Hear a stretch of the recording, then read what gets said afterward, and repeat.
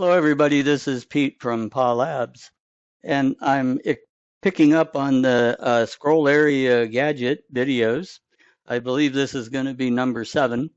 And what we're going to step into now is going to be Canvas cursors and Canvas custom cursors. Now, they're identical but extremely different. So how you actually use them is the same, but the nitty gritty on that will be different. So the how you use them, what I've come in here and done on our program is say, okay, when the event of mouse enter occurs, so when our mouse crosses the boundary and gets to pixel 0 or beyond pixel 0 of our canvas, this will fire.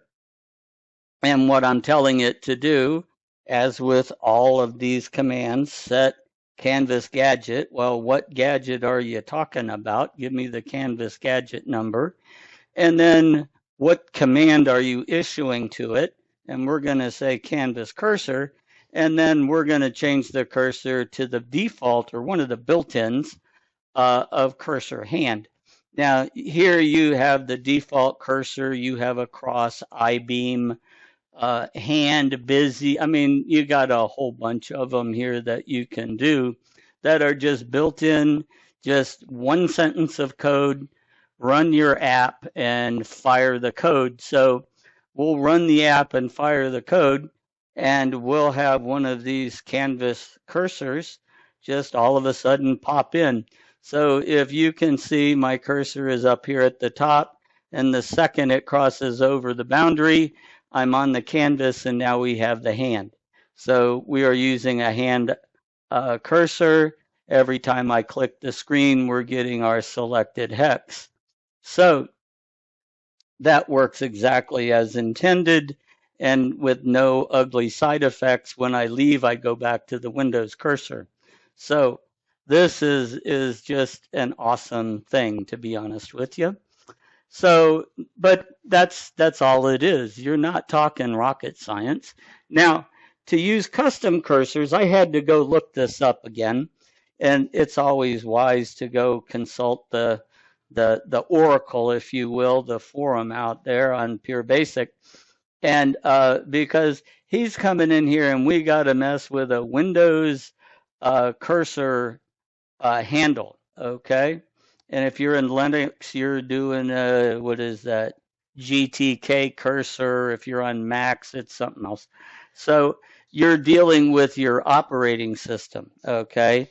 And that was a decision by the creators, the gods of PureBasic, to expose the operating system APIs to the language rather than trying to encompass all of that and have these huge runtimes to be able to deal with things.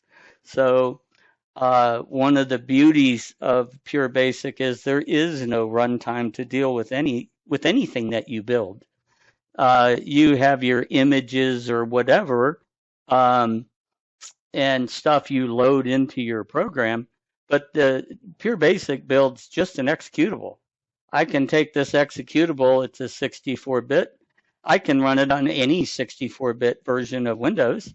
It'll run just fine. If I had a 32-bit version, then my goodness, this code, all I got to do is load it with the 32-bit version of PureBasic, compile it, and I can go back to my XP box and put it on that and run it there.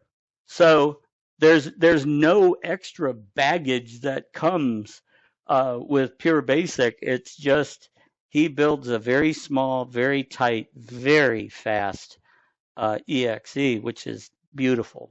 The penalty of that is doing homework, and we're going to look at that in just a second.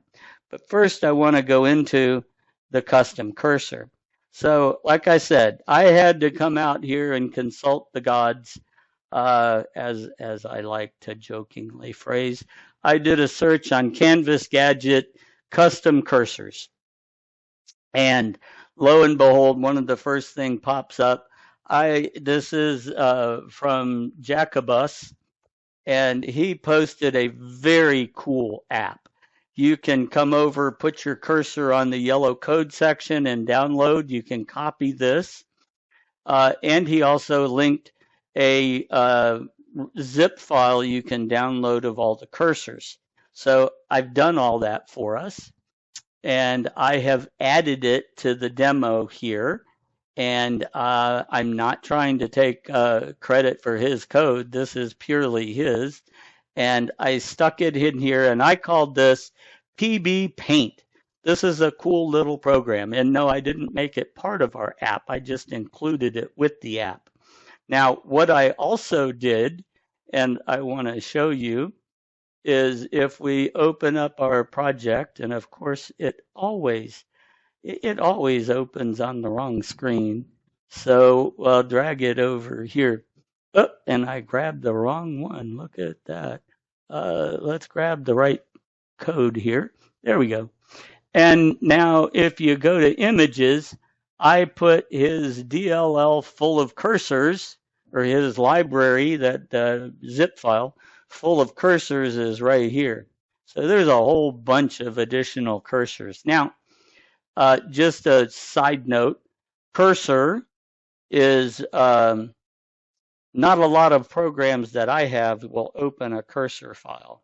So I do have IrfanView, and I recommend you guys get IrfanView. It is a free program that will create icons for you. You can take a PNG and create it into an icon. It can save anything as anything and load just about every image file ever made. So you can see what this image is that we have. So what on a cursor file, CUR, those are glorified bitmaps. Okay, so what I did was rename this first one, arrow up, to bitmap, so BMP. And if I open this with, say, paint.net now, and that's another awesome program, by the way, if you're dealing with images and needing to deal with the alpha layer and all of that, paint.net does a fantastic job of dealing with layers of images and such. So here we can see the physical size of the, and I can zoom it up infinitely, and we can say, okay, so there's this actual image, and it's pretty cool. So it's just a bitmap. If I wanted to change this to red, I could change it to red. We could do just about anything you want with that. We just keep it in the same format. And this is the new fancy bitmap format. The old version of bitmap did not support null, so this one does. So that's pretty cool. So we'll close that down. That's of no real value to us. And now what I'm going to do is run his program. I've modified his load of these images to be image and cursor versus my cursors that he had. And one other thing to point out before we get in there is you have two APIs. We're dealing with Windows 11 on the top one, and then the old API is all the older versions of Windows. So the older versions as of right now still exist and still work in Windows 11, but Windows is slowly going to phase those out and go to this new one. Now, the two commands are almost the same. You're actually running Windows API commands if you notice the underscore trailing the name of the command you're giving. These are API commands, so this is actually compliant with Microsoft and everything. In the old days, the old API was just, hey, load a cursor from a file and here's my file, and it's a cursor file or a ANI, an anime cursor. So that's pretty cool. And on the new version, you do a load image, and then over here on the far right, let me move this out of the way, you're actually saying, oh, by the way, this is a load from file, and add VGA to it, and this is going to be an image cursor. So here they're largely the same, although a little bit different. And the homework that I mentioned a minute ago is if you create this, you're creating a thing here, an object, then you must destroy this. And that's your onus. And that's the small price we get to pay for PureBasic being just an executable and not having these massive binaries like .NET of runtimes that we have to contend with. So personally, I think it's a fabulous trade-off. So here we are. Let's run this neato little program. And this is a glorified little paint program. It's really cool. So I can come down here and say, let's use a brush stroke. Ooh, and look at we're using a hand for a brush stroke. And then a line. Let's change colors. Let's come over here and let's do red lines. How about that? That works, huh? And then I can do a line. Isn't that neato? And now let's do a small red box. And we're doing this cool little box thing. And then maybe a circle. There we go.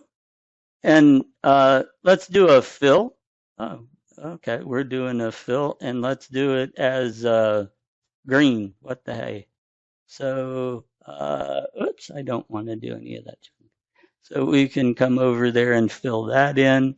And so you can see how custom cursors work. Now, this is on he's got his little sentence that converts the cursor on the fly here. And then when you close the program down, he actually calls the destroy cursor so they get ripped out of memory. Now, when you're playing with the API objects, those exist as long as you have booted your machine until you reboot your machine. So you always want to make sure that, hey, I am using an object I create and I need to kill it. So always keep that in mind. Otherwise, you'll get a memory leak and that's no good. So let's come down here and see what this magical command looks like that he's doing. And it's the same. Let's see, I found it a minute ago. Let's see, start drawing.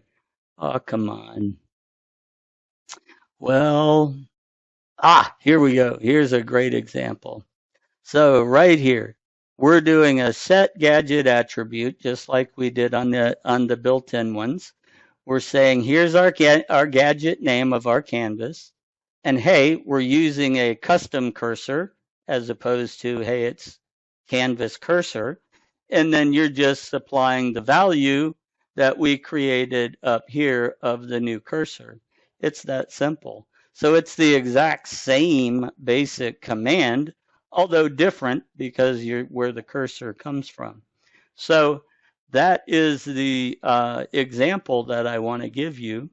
And I'm including it with the whole demo project here as we go along, so you can see and play with and check it out.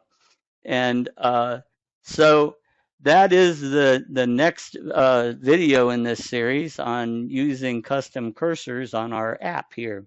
So thanks for your time, and we'll be back with you soon.